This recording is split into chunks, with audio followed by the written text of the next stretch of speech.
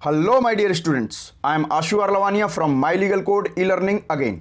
जैसा कि हम लोग जानते हैं, लीगल एप्टीट्यूड लीगल रीजनिंग की सीरीज चल रही है और आप क्लैट DULLB या देश के किसी भी एंट्रेंस एग्जाम की तैयारी कर रहे हैं regarding law, you will get through in one attempt after watching this whole series. We have already done 4 parts earlier. I want you to go there and watch them completely and then after come here you will understand in the best way. आज हम start करेंगे 5वां lecture, so keep watching carefully. देखिए, last का जो आपने part 4 देखा होगा तो चलते चलते मैंने एक क्वेश्चन पूछा था regarding legal principle factual situation as you get in the examination the format of the question I asked in the part 4। Okay, last time मैंने ऐसे ही पूछा था and that was about criminal law से related legal aptitude legal reasoning के जो भी question आते हैं उसका एक पैटर्न था। ठीक है, मैंने आपसे कहा था कि आप कमेंट बॉक्स में आइए, उसका आंसर दीजिए। अब मैं उसको थोड़ा सा डिस्कस करके इलेबोरेट करके I want to describe in front of you. देखिए, उसका पहले तो करेक्ट आंसर बी है जो मैंने ऑलरेडी स्क्रीन पर दिया हुआ है। हाउ? देखिए, ऑप्शन ए कह रहा है As A kills his son by throwing him in the well, he commits murder and be punished therefore। ये सिंपल है कि अगर उसने अपने बच्चे को फेंक दिया है और वो वहां पर मर गया, उस पानी में मर गया, तो उस पर मर्डर का चार्ज लगा देना चाहिए। ये this is very simple language. No, go to another option. A can plead unsoundness of mind as a defense and he should not be charged for murder. देखिए, इसमें टेक्निकलिटी क्लियरली दिख रही है। I was discussing about unsoundness of mind. ठीक है, हम बात कर रहे थे कि मेंटल डिसेबिलिटी होती है तो उस केस में क्रिमिनल चार्ज नहीं लगता है। I was discussing about mens rea, mental intention, guilty mind. आपको समझ में आ गया होगा।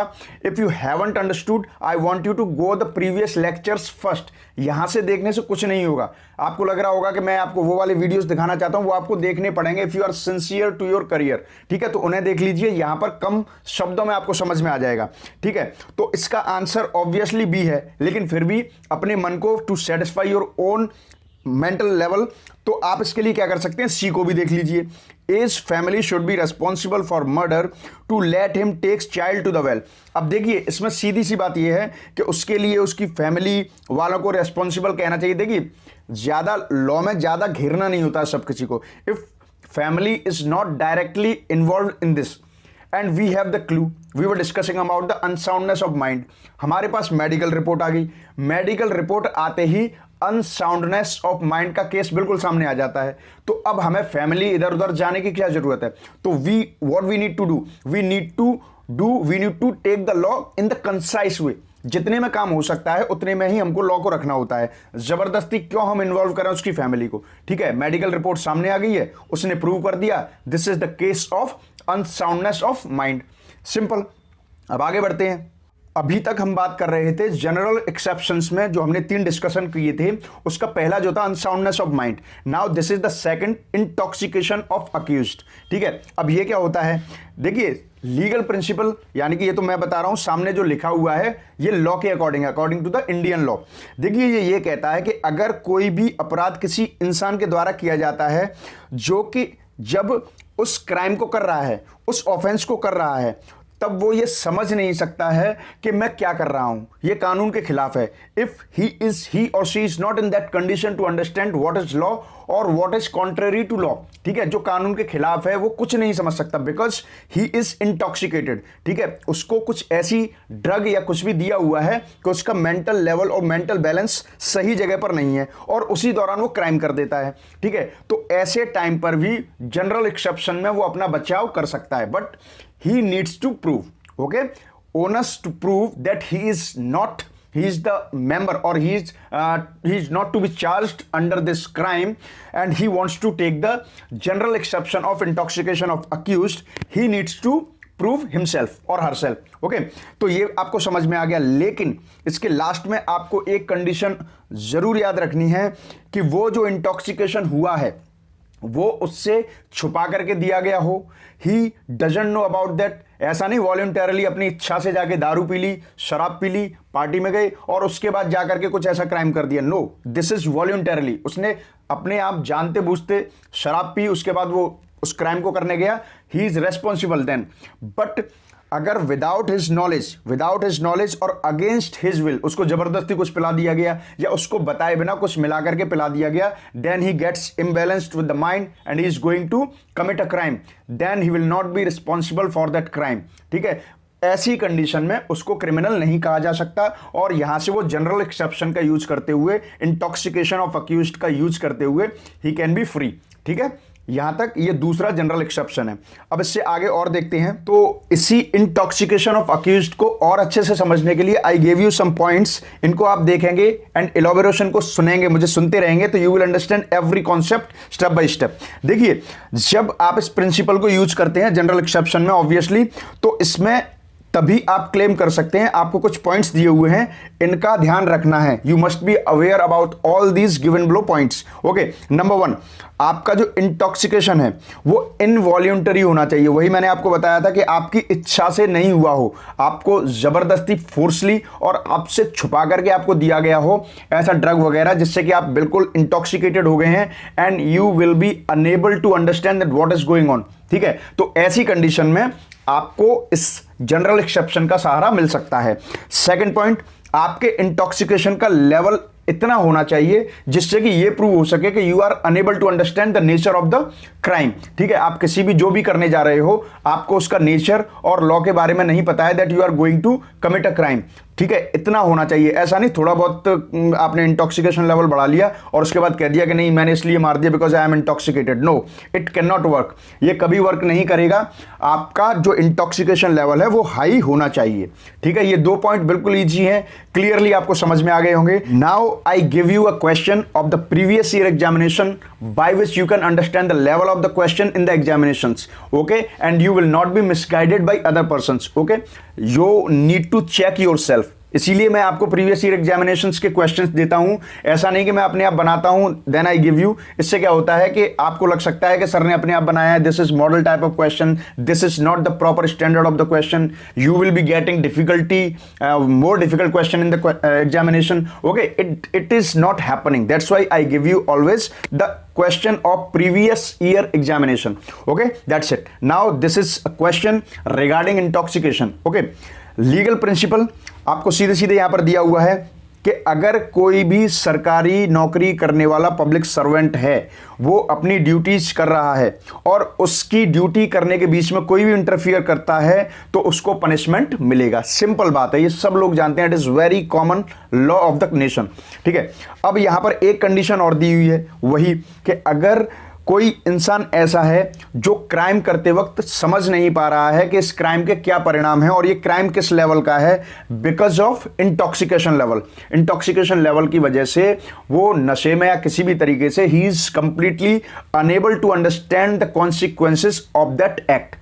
ठीक है, तो ऐसे टाइम में उसे क्रिमिनल लॉ के according as a criminal punishment नहीं दिया जाएगा। ओके, उसका इलाज किसी और तरीके से भी किया जा सकता है in the law, but it is not working under criminal law. Simple, जो अभी बात कर रहा था वही है। अब आपको similarly you need to go to the factual situation and you need to apply the legal principle in those factual situation step by step I told you, और आपको अपने मोस्ट करेक्ट आंसर तक पहुंचना है। कैसे? चलिए, go to the factual situation of this question. अब यहां पर आपको यह याद रखना है कि देखिए, we are talking about Mohandas. Mohandas obviously a name of a person. उसने क्या किया, अपने own volition, voluntarily, this is the keyword in all this type of questions for intoxication case. ठीक है, इंटॉक्सिकेशन केस में हमेशा आपको वॉल्यूंटरली याद रखना है। अगर किसी ने ड्रिंक किया है अपनी इच्छा से या अपनी अनिच्छा से, ठीक है, ये आपको जरूर याद रखना है। तो वही केस यहां पर है। मोहनदास ने अपने दोस्तों के साथ, and whatever is the party is there, he got drunk. ठीक है, और जानबूझ करके अपने होशो हवास में उसने ड्रंक किया, और ड्रंक होने के बाद वो बाहर आया।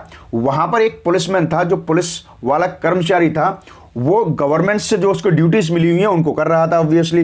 तो उसके बीच में जाकर के मोहनदास ने उसको परेशान किया और उसको अपना काम करने से रोका। अब ये तो हो गया फैक्चुअल सिचुएशन। लीगल प्रिंसिपल आपके सामने था। I told you step by step कि आपको सिर्फ उस दायरे में रह करके you need to take care about the legal principle, और उस लीगल प्रिंसिपल के पॉइंट्स को लेकर के अपने खुद के इमोशंस को साइड में रख करके आपको फैक्चुअल सिचुएशन में अप्लाई करना है। अब यहां पर सीधा क्वेश्चन ये है, is mister Mohandas liable for punishment? इस केस में मोहनदास पनिशमेंट के लायबल है, उसको पनिशमेंट मिलेगा या नहीं? बहुत सिंपल है, और मुझे पूरा भरोसा है कि you all have done this in the first attempt. ठीक है, फिर भी मैं आपको बता देता हूं, बिल्कुल है। क्यों है? सिंपल सा आंसर है कि वो इंटॉक्सिकेशन के उसमें गया, केस में गया, तो उसने जो ड्रिंक किया था वो अपने वॉल्यूंटरीली किया था, अपनी इच्छा से किया था, होशो हवास में किया था। और जनरली जब होशो हवास में उसने अपने आप को ड्रंक बनाया है तो उसके बाद जाकर के खुद ही अब दूसरों को परेशान कर रहा है। तो पीने से पहले ही सब लोगों को समझना चाहिए कि हम इसके बाद या तो एक ही जगह पर रहें, मोबाइल ना रहें, और अगर अपनी इच्छा से ये सब कुछ करने के बाद कहीं जा रहे हैं, you need to take care a lot. Okay, ऐसे cases generally happens in the society also. You keep watching in the night that there are some friends, they are consuming liquor and after that they are creating hurdles in the society. Okay, तो ऐसे case है। Simple Mohandas liable for punishment है, अपनी इच्छा से दारू P और या शराब पी, उसके बाद में जाकर उसने पुलिसमैन को परेशान किया, and according to the legal principle obviously he will be punishable for this offence. यहां पर क्या प्रॉब्लम है? अगर कोई प्रॉब्लम है तो आओ ना कमेंट बॉक्स में बताओ मुझे, I will be there for you. Okay, अब इससे आगे करते हैं। इन दो जनरल एक्सेप्शंस के बाद आता है third one and last one, right of private defence of accused. जिस पर आरोप लगाया गया है वो अपने प्राइवेट डिफेंस का भी यूज कर सकता है। मतलब कि कभी कभी आपने सुना भी होगा सेल्फ डिफेंस। अब ये कैसे, इनको स्टेप बाय स्टेप और क्लियर वे में आपको समझाता हूं, how someone will use this general exception. Okay, कैसे? सबसे पहले आप याद रखिएगा कि this is sure short question in all the examinations कि आईपीसी में प्राइवेट डिफेंस ऑफ अक्यूज्ड का जनरल एक्सेप्शन किस सेक्शन में लाया गया है, मतलब कहां से किस सेक्शन के बारे में जब आप बात करते हैं, that is all about private defence of accused. ठीक है, sections 96 to 106 of IPC, Indian penal code, सबको पता होना चाहिए, भारतीय दंड संहिता, उसके धाराएं हैं 96 से लेकर के 106 तक। इसमें किसके बारे में बात की गई है? Right of private defence. बिल्कुल सिंपल है, और इसे क्वेश्चन आपको complete direct sure short question का आंसर मिल जाएगा और आपको मार्क्स तो मिलेंगे ऑब्वियसली। अब यहां पर बात की जाती है कि ये होता क्या है। अगर कोई भी व्यक्ति होता है उसको एक राइट मिला हुआ होता है, उसे एक अधिकार होता है कि अगर वो देख रहा है कि उसके खुद की बॉडी, उसकी संपत्ति और उसके साथ साथ खुद की के अलावा वो किसी और की भी संपत्ति को अगर खतरा हो रहा है या किसी और की बॉडी पर कोई हमला होने वाला है, तो अपने साथ साथ दूसरों की बॉडी और संपत्ति यानी कि शरीर और संपत्ति दोनों के बचाव में वो अटैक कर सकता है अग्रेसर पर। जो अटैक करने वाला है, जिससे खतरा है, उस पर अटैक कर सकता है, उसे अग्रेसर बोलते हैं। कानून के टर्म में क्या बोलते हैं? उसे अग्रेसर, जो डेंजर में डाल सकता है किसी की लाइफ को। तो वहां पर कोई भी उस अग्रेसर पर अटैक कर सकता है उस मिस हैपनिंग को रोकने के लिए। ठीक है, और इसमें एक बात बहुत अच्छे से याद रखनी है, मैं आपको इतना बहुत आराम से इसीलिए बता रहा हूं कि छोटे छोटे कीवर्ड्स हैं, उसको दिमाग में एक बार फिट कर लिया, आपको केस को सॉल्व करने में कोई प्रॉब्लम नहीं है। And finally you will be the advocate और lawyer, whatever you want to be. आपको एक अच्छा लॉयर साबित होना है। ठीक है, लॉयर्स के बहुत काम होते हैं सोसाइटी के लिए, सोसाइटी को सही तरीके से न्याय दिलवाते हुए वो नेशन बिल्डिंग का काम कर सकता है। जरूरी नहीं है कि उसको जब आर्मी की वर्दी दी जाए तभी जाके वो बॉर्डर्स पे जाके खड़ा होगा, तभी देश के विकास में या नेशन बिल्डिंग में काम कर सकता है। हर किसी का अपना एक रोल होता है। If you are an advocate and you are just going for the sake of the welfare of the society, then you are a hero. ठीक है, तो इसी तरीके से काम करना है। तो यहां पर मैं बात कर रहा था कि जब आप इस राइट को यूज करेंगे या कोई भी करता है, तो उसको इस राइट को बहुत ही सावधानी से और बिल्कुल तर्कों के साथ ही यूज करना है। ऐसा नहीं है कि किसी पे अटैक किए बिना भी काम चल सकता था, फिर भी जानबूझ करके उसे मार दिया उसका बहाना लेकर। नहीं, बहुत सावधानी बरतना जरूरी है। कैसे? I tell you, don't worry, there are some points given here, read them carefully. देखिए फर्स्ट पॉइंट क्या बोल रहा है, इसमें यह बोला जा रहा है कि आप अग्रेसर, मतलब कि जिससे किसी की भी लाइफ या प्रॉपर्टी का या खुद की लाइफ और प्रॉपर्टी को खतरा है, उसको अग्रेसर बोलते हैं। Again and again I am repeating to you because sometimes you get direct question with these definitions. Okay, तो जब भी अग्रेसर है उसको कम से कम हार्म करना है प्राइवेट डिफेंस का यूज करते हुए। ठीक है, अगर आप प्राइवेट डिफेंस में यूज कर रहे हैं तो अग्रेसर को कम से कम हार्म करना है। ऐसा नहीं कि आपको बहाना मिला आपको डायरेक्ट मारना ही है, नहीं। जब आपको रीजनेबल और बिल्कुल सिचुएशन ऐसी लगे कि ये अटैक करना बहुत जरूरी है टू सेव समबडी एल्स और हिमसेल्फ और हरसेल्फ ऑल्सो, तभी आप उसी रीजनेबल केस में ही उस पर उतना ही अटैक करेंगे, उससे ज्यादा नहीं करेंगे। जैसे कि एक एग्जांपल है और आपको क्लैरिटी से समझ में आएगा। अगर मान लीजिए कोई चोर है, वो किसी सामान को लेकर के आपके भाग रहा है, लेकिन उसने आपको देखा फटाफट और वो चोरी का जो सामान लेकर के भाग रहा था उसने वहीं छोड़ दिया और वो भाग रहा है। तो इसमें भी अब वो भाग रहा है अपने आप को बचाने के लिए, फिर भी आपने क्या किया, उस पर अटैक कर दिया, शूट कर दिया, उसे मार दिया। ठीक है, तो यहां पर देखिए आपका चोरी का सामान मिल चुका था, वो अपने आप को बचा करके भाग रहा था। आपको ऑब्वियसली क्या करना था, आपको इसकी कंप्लेंट करनी थी। ठीक है, कि ऐसे ऐसे हुआ था, पूरा इंसिडेंस बता करके आपको पुलिस स्टेशन में या किसी भी कंसर्न्ड एजेंसी में आपको कंप्लेंट करनी थी। लेकिन आपने थोड़ा सा बहाना लेकर के उसे मार दिया, तो आप पर मर्डर का चार्ज लगेगा, because this is not reasonable. ठीक है, आप उसको तभी मार सकते थे जब आपको कोई ऐसा खतरा था कि आपकी खुद की लाइफ पे या किसी की लाइफ या संपत्ति पर बात आ जाती। So this is not reasonable, you need to be very cautious using right of private defence. ठीक है, आपको एक जनरल एक्सेप्शन इसके बारे में भी बता दिया है। और देखिए यहां पर क्या होगा, आप पर मर्डर का चार्ज क्यों लगेगा, सिंपल सी लाइन है, आपने अपने राइट ऑफ प्राइवेट डिफेंस, जो आपको प्राइवेट डिफेंस या व्यक्तिगत जो सुरक्षा का जो अधिकार मिला हुआ था, उसके दायरे को क्रॉस करके उसे मारा है। ठीक है, यहां तक I don't think so that you have any problem. I told you everything in the most illustrated way. इससे अच्छे तरीके से मुझे नहीं लगता कि आपको कोई समझा सकता है। Still you have any problem, you can come to the comment box, tell me as usual, I will be there for you 24/7. Question must be genuine. ठीक है, यहां तक आपको सब कुछ समझ में आया होगा। इससे आगे हम डिस्कस करेंगे through various examples, don't worry. तब तक stay tune with my legal code e learning with me Ashu R Lavania. Till then take care, good luck and bye bye.